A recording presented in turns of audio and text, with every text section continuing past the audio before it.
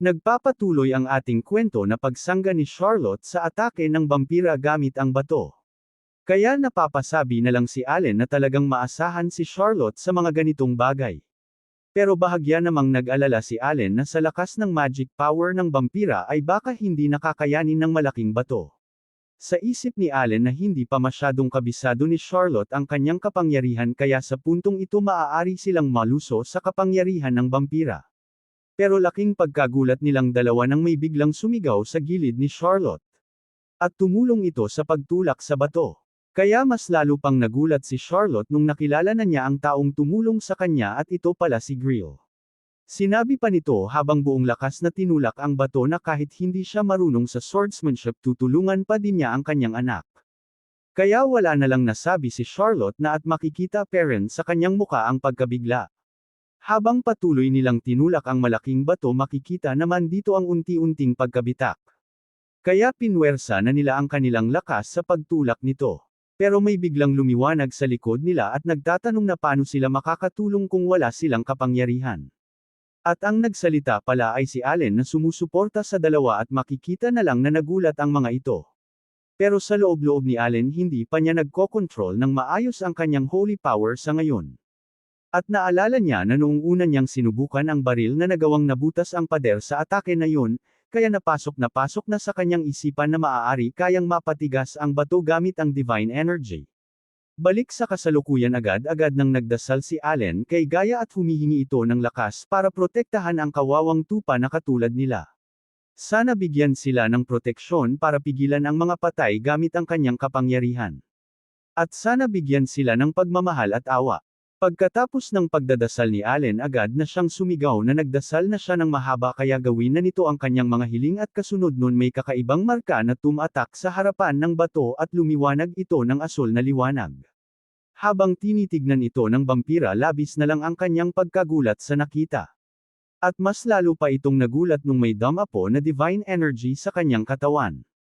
At di kalaunan nagkaroon ng malakas na pagsabog sa buong paligid. Agad din naman itong naglaho pero makikita pa rin ang mga maliliit na bato na tumilapon sa iba't ibang direksyon. Makikita naman si Charlotte na naghahanap kay Allen at sa kanyang stepfather sa buong paligid. Sa hindi katagalan may nakita naman si Charlotte na kanyang ipinagtaka, at ito si Grill na nakadapa sa lupa kaya agad itong tinawag ni Charlotte. Lalapit na sana si Charlotte kay Grill pero may bigla namang kumalabit sa kanyang balikat na nagsasabing wag itong mag-alala dahil nawalan lamang ng malay si Grill. Ito pala si Allen na pagod na sinabi kay Charlotte na wag itong magpanik. Unti-unti naman silang lumapit kay Grill at habang patungo sila dito tinanong naman ni Charlotte kung maayos lang ba si Allen sumagot naman ito na medyo nakakapagod na parang mamamatay na siya pero ayos lang. May sasabihin pa sana si Allen pero hindi ito natapos dahil nagsalita ang vampira na may holy power sa kanyang katawan. At makikita ang katawan nito na punong-puno ng asul na apoy habang ito'y nasusunog. Balik sa dalawa sinabi ni Charlotte na mukhang pagkakataon na niya ito kay nagsalita na ito patungo kay Allen na wag na itong lalaban dahil baka sobra ito sa kanyang katawan agad din naman na sumang-ayon si Allen dahil wala na rin siyang holy power at wala din siyang binabalak na padalus-delos na plano ito na ang kanilang tsansang bumalik. Kaya inutusan na niya si Charlotte na buhatin si Grill patungo sa underground ng kastilyo. Habang sila ay mabilis na. Umatras sa isip ni Allen na masyadong mabilis na ubos ang kanyang holy power sa kanyang inaasahan. Dagdag pa niya na kahit nasa malapit pa ang mga sundalo pero hindi niya natapos ang kanyang pagsasalita dahil nakita niya ang bungi na sinuot ng vampira at naglalabas ito ng madilim na aura. Habang tinignan ito ni Allen napapaisip na lang siya na ang mana ay hindi nagtipon sa paligid ng vampira kundi sa ibang bagay. At ang tinutukoy niyang bagay ay ang bungi na kanyang nakita. Sa paghinto ni Allen nagtaka naman si Charlotte at tinawag ito subalit sinabi na lang ni Allen na antayin siya nito dahil may bagay siyang titignan. Lumapit na si Allen sa bungo at napaisip na ito ang ginamit bilang kwentes ng vampira. Kaya natanong na niya sa kanyang sarili na para saan ito gagamitin. Agad naman na lumabas ang Windows system na may nakasulat na ito ang bungi ng hari ng Necromancer na si Amon. Pinapalakas nito ang magic power ng gumagamit ng 20% hanggang sa 200% base sa kasanayan at ang recovery level din ay hanggat sa 10%. Ang huli ay lahat ng mga kasanayan na naaayon sa mahika ay madagdagan ng 10%. Balik sa vampira, patuloy pa din ito sa pagsisigaw sa sakit. At minura niya ang pari na ang ibig sabihin ay si Allen sa pagsasabing kailangan niyang magpagaling sa lalong madaling panahon at hindi pa niya natapos ang kanyang sinasabi nang may napansin siya sa kanyang muka. At iyon pala ang bungo ng Necromancer King na kanyang sinuot ay nawala. Agad din naman niyang nilingon sina Allen at nakita niya dito ang bungo na kanyang hinahanap. Walang pag-aatubiling inatake niya si Allen ng mabilis at sinabing ibigay daw nito ang bungo sa kanya. Pero si Allen ay hindi alam ang papalapit na panganib at napapaisip na alam na niya ang lakas ng bungo sa pamamagitan ng pagkakita niya sa status window. At pati na rin kung paano ito gamitin. Sabay isinuot na niya ang bungo at lumabas ang mga status window na ang pagpapalakas ay hindi pa maaari dahil sa kakulangan ng holy power. Kasunod nun lumabas din ang mensahe na temporaryong pinapalakas ang gumagamit. Habang papalapit na ang vampira may nagsasalita naman na siya ang Legion. At iyon pala si Allen na nagsasalita na si ang tagapagmana ng Legasya ni Gaia kasabay nun lumabas ang mensahe na nabuksan ang salita ng pagkumpirma. Pero patuloy pa rin ang vampira at sobrang lapit na nito sa kinatatayuan ni Allen. Pero agad nagsilabasan ang mga asul na kadena sa paa at kamay ng vampira. At labis na lang ang kanyang pagkagulat nung bigla siyang nagalos ng mga kadena. Habang nakagapos magsalita na naramdaman niya ang amoy ng kamatayan at sinabihan na ang pagiging erehe ay nagpapasira lamang sa batas ng mundo. At napatanong pa ito kung ito ba ang rason kung bakit sila nabubuhay sa mundo at malalaman lang nila iyon kung maririnig na nila ana utos at yun pala ang mga Holy Knight. Nakaagad nitong tinawag si Allen na Panginoon. At sinabing ano ang kanyang ipag-uutos sa kanila. Balik sa vampira na nagulat kung ano ang nakapalupot sa kanya. At sinabi niya kay Allen na ito ang isa sa mga gumiba ng batas. Kaya napatanong na lang ito na ang nasa harap ba niya ay patay gamit ang holy power o patay gamit ang ego kaya sumigaw na ang vampira na wala pa siyang narinig ng gaya nito. Ang mga bagay na pagtataksil ay ang kagustuhan ng kanyang Diyos na si Juday pero tinutukan lang siya ng baril ni Allen at nagsalita din ito nang pati din siya ay nagtataka din. At gagamitin ang magandang sandata na ito para sa kanya. At sa ngalan ng pari at holy power, binati niya ng masayang Pasko ang vampira sabay pinasabog ang ulo nito. Nagpapatuloy ang tagpo sa pagtanggap ng vampira sa atake ni Allen. At makikita sa mukha nito ang malaking butas sa noo dulot ng atake. Di lang pala butas ang inabot ng vampira kundi natanggal ang kalahati ng mukha nito at malamig itong pinagmasdan nila Allen. Habang tahimik silang nagmasid bigla namang nahilo si Allen na ikinabigla ni Charlotte. At natamba ito sa lupa at unti-unti namang nawala ang kanyang mga summon. Kasabay nun bigla ding naglaho ang mga zombie sa buong lugar. Kaya bahagya namang nagtaka ang mga sundalo. At napagtanto na nila ang panalo kaya namuo sa kanilang muka ang labis na saya. Sa kalagitnaan ng pagsasaya ng lahat makikita si Harmon na lumingon sa isang direksyon. At nabigla ito sa kanyang nakita. Dahil nakita niya si Charlotte na bitbit sina Allen at Grill na walang malay kaya agad na itong nilapitan ni Harmon at tinanong na huli na ba siya. Pero nilaipat naman ang kwento sa isang kabayong pandigma na nakatingin sa kastilyo ng Lonia. Habang pinagmasdan nila ang kapaligiran ng labanan sinabi ng isang tauhan na may narinig siyang abnormalidad sa paligid ng lupain at akala niya mabuhay muli ang Necromancer King pero isa lang pala itong vampira na nagbabalat kayo. Pero hindi niya alam kung paano ito nakapagpasunod ng 20,000 na mga zombie. Nagsalita din naman ang mga Holy Knight sa kanyang likod na ang Lonia ay naglalaman ng maraming mga bilanggo at mga residente pero sumagot ang tauhan sa kanilang harapan na ang vampira ay hindi noasakang lugar ang ibig sabihin ba nito hindi ito malakas. Pero nadagdag ng tauhan na may kakaiba siyang nararamdaman dito. At napaisip siya na ang atmosfera mula nung dumating siya ay may bakas ng matinding labanan ng holy power at magic power. Kaya nasabi na niya sa isip na kung ang vampira ay ganang lakas ng magic power. Nagtaka siya kung sino ang tao sa likod ng pagpigil nito. Pati din pala ang mga Holy Knight sa likod ng matandang tauhan ay naramdaman ang kaparehong pakiramdam kaya natanong na niya kung meron bang tao sa lugar na iyon na deboto bilang isang santo. Sumagot naman ang matandang tauhan na mas masaya siya kung meron man.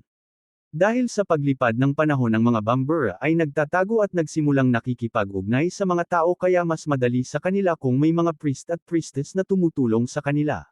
Sinabi pa ng kasama nitong Holy Knight na ang kanilang Diyos ay hinati patungo sa fragment para magising ang mga taong may holy power kaya sila ay hindi pangkaraniwan at hindi madaling magising. Sumagot naman ang matandang tauhan na alam niya iyon. Sinabi pa ng Holy Knight na sinabi niya iyon dahil walang sino man ang mahusay sa palasyo para makagawa ng ganitong bagay kaya napalingon na lang ang iba pang kasama nitong mga Holy Knight. Pero hindi na ito pinansin ng matandang tauhan at nagsabi na lang ito na nagpadala sila ng mga priest healer at chemist para pagalingin ang mga residente at bilanggo sa lugar. Habang tumalikod na ang matanda may isang Holy Knight ang nagsalita, na nandoon din ang ikapitong prinsipe. Di ba daw nito bibisitahin? Lumingon naman pabalik ang matanda at sinabing siya makikipagkita sa ikapitong prinsipe at sa mga narinig na takot naman ang Holy Knight sa bigat ng aura na pinapalabas ng matanda. Kaya niyaya na ng matanda ang lahat na umuwi na sila at agad naman na sumagot ang Holy Knight na masusunod pero makikita sa buong katawan nito ang takot. Pero nadugtong ng matanda na hindi na kailangan pang makita ang batang hindi rumespeto sa kanyang sariling ina. At sabay minura niya ito pero nagpakita ang sistema na ang matanda pala ay si Keltafals 105 na taon isang Holy Emperor. Sigurado siya na nagtatago ang prinsipe sa isang sulok ng kastilyo. Lumipas ang mga araw makikita si Harmon na lumuhod habang nagsasabing ang ikapitong prinsipe ay siyang tumalon sa Vampira. At sa mga narinig ng laki naman ang mata ng Holy Emperor habang nakaupo sa kanyang trono. At napatanong ito sa kanyang narinig mula kay Harmon. Lipat sa mga tao na narinig ang sinabi ni Harmon at may nagsalita pa na dapat nitong limitahan ang pagiging palabiro at may nagsabi din na ito na ang pinakawalang kwentang mga salita na narinig niya sa nakalipas na mga taon. Kaya tahimik na lang ang Holy Emperor at nahawak sa kanyang noo at nagtanong kay Harmon na ang tinutukoy ba nito ay ang ikapitong prinsipe na si Allen A. Falls. Agad naman na sumagot si Harmon na tama ang tinutukoy nito dahil noong pumunta sila sa Lonia Estate para sa voluntaryong pagtrabaho tinali ni Allen ang Vampira. Habang papatayo ang Holy Emperor sinabi nito kay Harmon na akala niya dalisay itong tao pero sa mga sinasabi nito mukhang hindi ito. Kaya sumigaw na ang Holy Emperor sa tanong na gusto ba daw ni Harmon na mapatay niya siya sabay pinagmumura ito at natakot naman si Harmon dito. Habang labis ang pagkagalit ng Holy Emperor may isang matanda ang nagsalita sa gilid nito na mukhang excited ng kaunti ang Holy Emperor ngayon pero sinabihan niya si Harmon dahil may alam na ito. Dahil sa kanyang mga sinabi ito ay napaka-imposibleng mangyari. Pinakilala naman ng sistema ang matandang nagsasalita na si Rafael Astoria 100 na taon at isang archbishop. Tinanggap lamang ni Harmon ang mga salita nito na ang prinsipe daw ay isang isip bata makasarili walang mudo walang common sense kaya paano sila maniniwala sa nakagawa ito ng importanteng bagay na katulad nun. Sa mga natanggap na batikos ni Harmon napapaisip na lang siya na mahirap talaga ang pagtayo sa gilid ng prinsipe at ito ay hindi madaling gawain.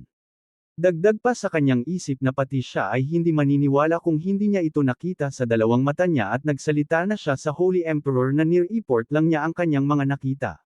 Pero bigla namang nagsalita ang Archbishop na sa totoo lang may nag-report din na pinrotektahan sila ng prinsipe sa Lonia Estate. Sa mga narinig na wala naman ang galit ng Holy Emperor at napatahimik ito sa narinig. Dagdag pa ni Rafael na tinawag din nila itong priest kaya sinabi na niya ang kanyang salooban sa Holy Emperor na Subokan kaya nilang imbestigahan ito dahil mukhang may kaugnayan ito sa naramdaman na kakaibang enerhiya ng Holy Emperor noong pumunta sila sa lugar. Kaya tinanong na siya ng Holy Emperor na naniniwala ba daw ito na yun ang kapangyarihan ng ikapitong prinsipe. Agad naman na sumagot si Rafael na hindi siya naniniwala at sinubukan niya lang na ilayo ang prinsipe sa pagnanakaw ng karangalan ng iba. Natahimik naman ang Holy Emperor sa mga narinig na pahayag mula kay Rafael. At nagsalita kay Harmon Dayan ay hindi niya maaaring nagsasabi ba ito ng totoo o isang kasinungalingan pero bibigyan niya peren ito ng karangalan sa pagprotekta sa Lonia Estate. Pati si Gennard Lapang ang Lord ng Lonia ay itataas ang katayuan nito sa pagiging isang Earl at ngayon para kay Harmon bibigyan niya ito ng kaunting teritoryo sa Northwest Region. At papaikliin niya ang oras ng pagpapatapon sa ikapitong prinsipe. Sa oras na magising ito at tuluyang gumaling uutusan niya itong bumalik sa palasyo. Lipat naman kay Harmon na nagsalita sa pintuan ng silid na nakabalik na siya mula sa misyon kaya pinapasok naman siya ng tao sa loob.